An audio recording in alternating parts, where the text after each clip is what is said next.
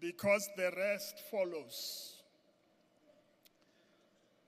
I just want to say to comrades, some of us became part of the African National Congress at a time joining the Congress benefited you nothing except your life. And I thought I would do a funnel, but I couldn't do it. My artistic work, computer artistic work, it's not good enough. To do a funnel where you dropped into that funnel as an activist, and that funnel had a hole, and you've got a lento besibiza thina elokishini usefdrata. You know that thing, and a funnel that makes sure that if you are not fit, you don't go through that funnel. And when you come out of that funnel, you are a different human being. And it was about sacrifice for the people. The movement was about the people, not ourselves.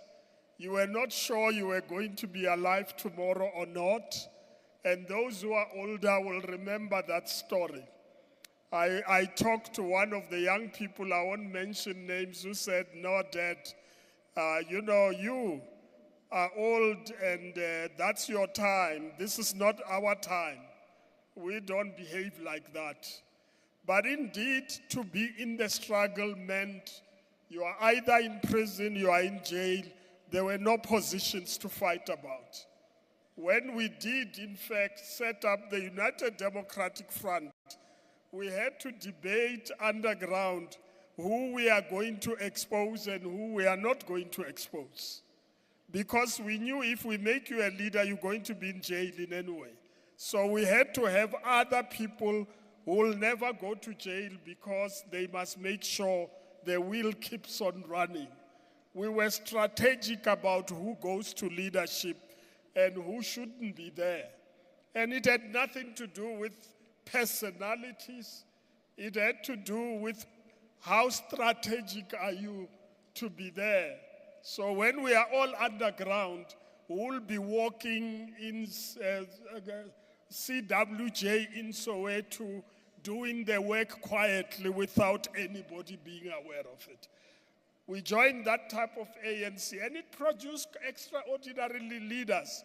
I argue that the leaders we had, which are so extraordinary, most of them who are gone now, had given up their lives completely. If you get detained and you go to jail, you can't run your family anymore. You give up to say, I can't do that. I'm now in jail. And so we grew up in an organization that valued the lives of people, was about the people, and not about ourselves. So I just want to start from there. That revolutionary morality, and I wanted that quote to be put there so that you can see it. I chose that particular quote. Revolutionary morality must have solid foundation of revolutionary morality. Our revolutionary, which means revolutionaries, must have solid foundation of revolutionary morality in order to fulfill their glorious revolutionary task. Now, I use the text because when you say we ourselves define the meaning of revolutionary morality, people want a quote. So I've given you a quote now. But I remember those who were in the NEC following Mafikeng would remember we debated this matter about revolutionary morality. And there was a paper prepared. And revolutionary morality is not about, morality as people would think about it. Some people say Frank Chikani argues about revolutionary morality because he's a priest, But actually, revolutionary morality, it's not about priesthood. It's not about religion. It's about a particular principle that your morality, it's about serving people. And if you're going to serve people, you can't steal from the people. You know, there are people who claim to be revolutionaries, but they steal grants for vulnerable people. They steal it. Some people are said to be revolutionary, but they go and do a tender and, multiply the margins in such a way that they become billionaires overnight, and people go without food and without water. Remember, when you steal from government, you are stealing from the people. There are people who always say, this is government money. Why are you worried about government money? This is government money. Leave us to help ourselves to it. And I just want to say, revolutionary morality, it's a morality that will not compete with others to a level where you kill them. That's revolutionary morality. Revolutionary morality requires you to have ethical behavior, to be able to respect people, to understand you are there to serve people, and make sacrifices for them rather than serve yourself. And I don't want to spend too much time in that, but I would like to say to the NEC that met this weekend, I am pleased that you met, and this weekend is a major intervention in the life of the organization. I wish we had done it earlier, but I know why we did not do it earlier.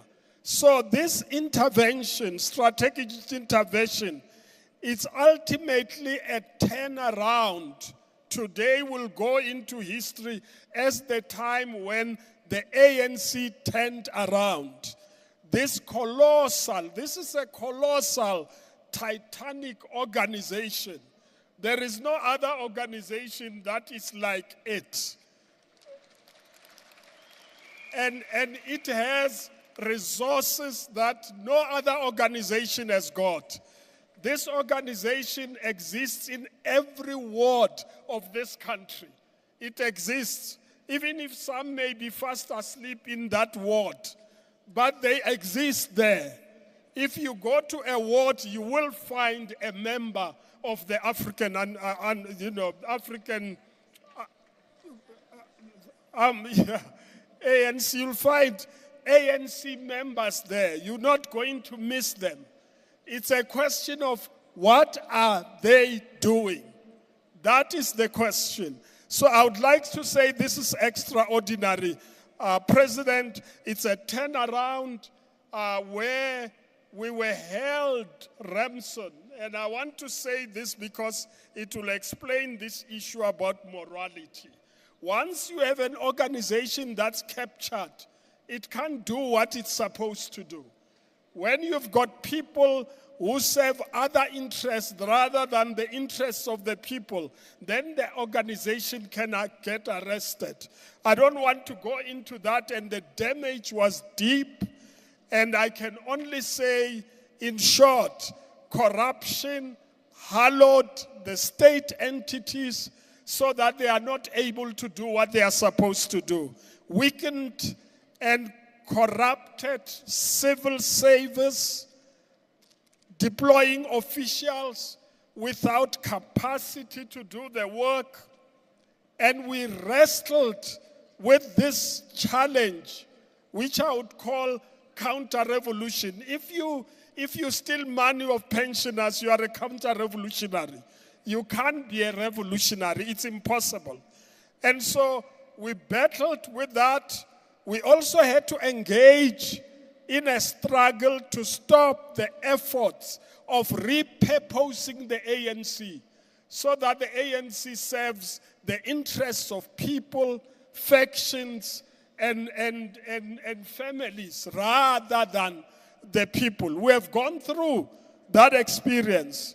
We had to deal with the issue about corrupted comrades. I don't know whether I can call them comrades, and compromised individuals. When you are compromised, you serve the interests of the person who compromised you. And I would like just to run through this, Comrade Chair, to say since the 54th conference, we talked about renewal, but it took us 7 years to be where we are today. And why? It's because if you are captured, you have to wriggle out of it. You had to do commissions that I don't want to spend time about, clean up the security system, prosecution system, investigate, prosecute, capture us, and corrupt people, criminal syndicates, gangs, extortionists who are embedded within us. It was a struggle that was important, but we had to deal with the damage that has been done.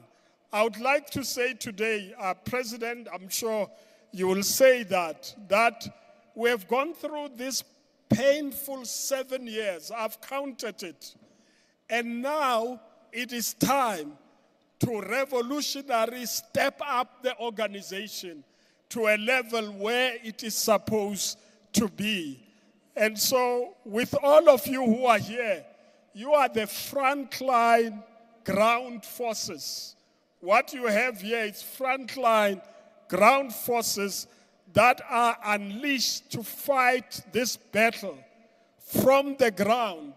And I want to use the language with an air cover from regional structures, provincial structures, national structures. The councillors can't do anything alone without the support of the rest of the movement. I would like to say that the number of people who are here are like the ears and eyes of the movement. I can't believe these numbers. And I believe you can make a difference in your branches. And the SGS talked about this. Comrades, you can't have water, sewer running in a street, and there's a branch in that ward, and there is a councillor in that place. You can't. The first people who should know about it should not be the media. It should be us. It should be the cadres on the ground who are going to say, there's a sewer here. There was a sewer on my way to church in Soweto. And I called Comrade Snooky and said, you've got that outfit there. Deal with this sewer. I don't want to come back next week and find it running here again. And I came back next week, the sewer was gone. And the question is, where is the councillor in that place? And where is the branch of the African National Congress? We need to reach a stage where we know before anybody knows, because we have got the capacity to do so. If you don't know, it means you don't exist. So the best way, SG, to measure whether a branch exists is if you find sewer and the branch has said nothing about it. If it hasn't said nothing about it, you must go and reconstruct that branch, because it is not there to do what it is supposed to do. So I would like to say that people, you must return to the people and be organized with the people, serve their interests, because that's our revolutionary task. The people must be your cover. I know that these criminals have taken off and they took advantage of some of us, and I will come to that just now. But the people must be our cover, even during the most difficult times in our struggle. The people were our cover. And you knew that if you have the people on your side, you are covered. And we need to fight this battle, end the game of the corrupt, the corrupted, and the compromised. The message I want to bring to you from an ethical moral revolutionary perspective is that we must be unequivocal as members of the African National Congress about corruption, fraud, and criminality. There is no policy, I've checked, there's no policy that allows corruption in this country, in this organization. And I would like to say, President, there's a time when I used to attend every January 8, and every president made a statement about corruption. Go and look at it. No one has not talked about corruption. There's no policy like that. And if somebody is corrupt, that person should not be part of this organization. Anyone who's involved in corrupt activities does not belong to the African National Congress. And anyone who is engaged in acts of corruption cannot do it in the name of the African National Congress. I would like to say, with this extraordinary event, President, that this should be the day when these troops, the army of the ANC, goes back to their branches and say, there is nobody who commits crime and corrupt acts who can be called ANC. And the ANC must never, ever, ever take responsibility for people who steal money and use it for themselves, and the ANC is poor. They use it for themselves, but the ANC suffers. That those who are captured or have allowed criminal gangs and extortionists to be embedded within them or in government are enemies of the people. Anybody who does that is an enemy of the people. I don't want to speak about Haiti. I was there, we visited 100th anniversary. The struggle is huge, it's against imperialists and etc. But Haiti today, the first black republic, was taken over by criminals, and they can't, even government couldn't function. UN had to make a decision to get countries to deploy police in Haiti so that it can function. We don't want to reach a stage where criminals who embed themselves within us and work with us and then destroy the country because of that. We need to live here as ANC and say, this is the end. It's not going to happen in the African National Congress or in the country in which we are living. We can't surrender the country to anybody who is in that way. And I just want to talk about, President, two types of people who are very dangerous. It's the predators of policies of empowerment of our people. When you put up a policy to empower people, they grab it and use it to achieve their own objectives. Even a simple thing like business forum. When you create a business forum to get business in the townships to actually participate in the economy, they set themselves up and make the person who does the tender to pay them for being there, and saying, I'll organize black workers to come and serve, to provide services. And then this person goes to these poor black people in a township and say, if you supply cement, you must pay me so much.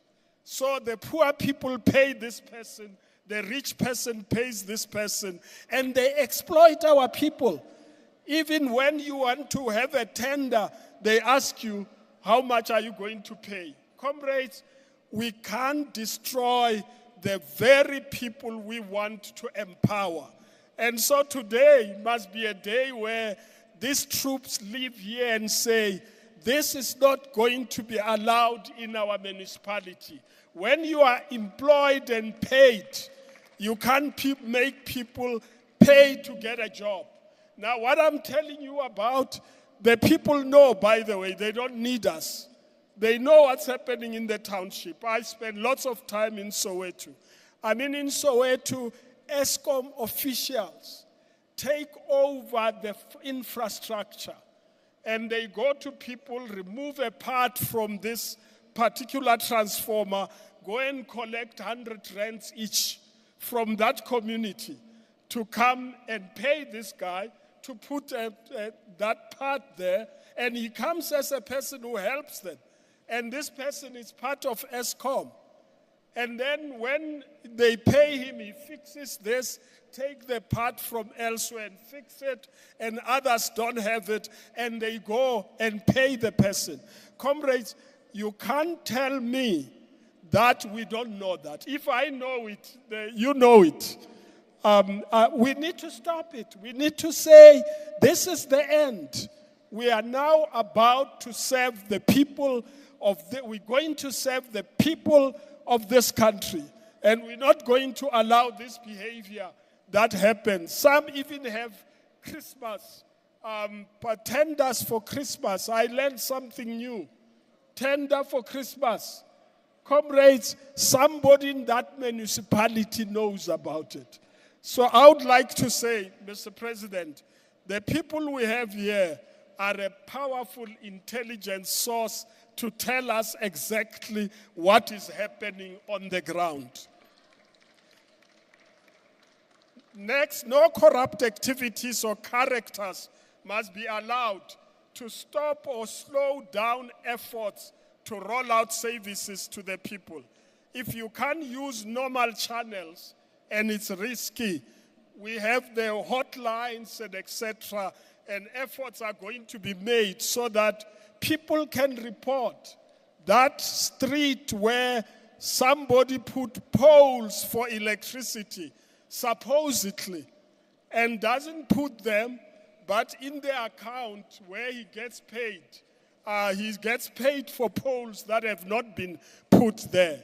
We cannot allow it. We know that. If I know it, you must know it. And I just want to say that revolutionary morality requires us to take a stand and make sure this does not happen in the African National Congress. Let me conclude with something I've said before. And I just want to say, this is where my Sunday school lessons are very good and learned from. There is an expression that says that saying that the parents did something wrong, the parents have eaten sour grapes, and the children's teeth are set to edge, must come to an end. So this thing about the ANC Yamasela must come to an end. It must come to an end. And when we leave here, we're going to make sure that it comes to an end. And you don't do it by theorizing. You do it by acting. You do it by making sure that nobody does that type of thing. I would like to conclude by referring to the challenge we are facing. We are facing challenge of delivery of services. The NEC has done a plan. We're going to get on the ground and we're going to show the people we are here to serve them. We're going to show the people, and the people will believe in us when they see what we are doing. When there's a sewer running, you must be the first to be there. Be with the people. Talk about how you deal with that problem. I would like to say that now, where we are, the service delivery issue, it's a major issue. But if we don't deal with the ethical issues and behavior and corruption amongst us, people will remain having the services now, but still go and act against you because they believe what they believe and have come to understand. I would like to call on all of you to be diligent. I don't need to teach you about diligence. Careful and persistent work from now on. Steady, earnest, energetic, devoted and painstakingly working and accomplishing your tasks. We need to be able to have a work ethic that says, if there is a sewer, I cannot sleep. I'm going to have to make it happen and solve the problem. I'm going to have to make sure that the commitment is clear, loyalty to the organization and the people. We must be positive about what we're going to do, highly professional. Don't give up your professionalism and your motivation. We need to be highly motivated, responsible, accountable, and competitive. When we were underground, you knew that you couldn't take a chance. You can't make a mistake. You are dead if you made a mistake.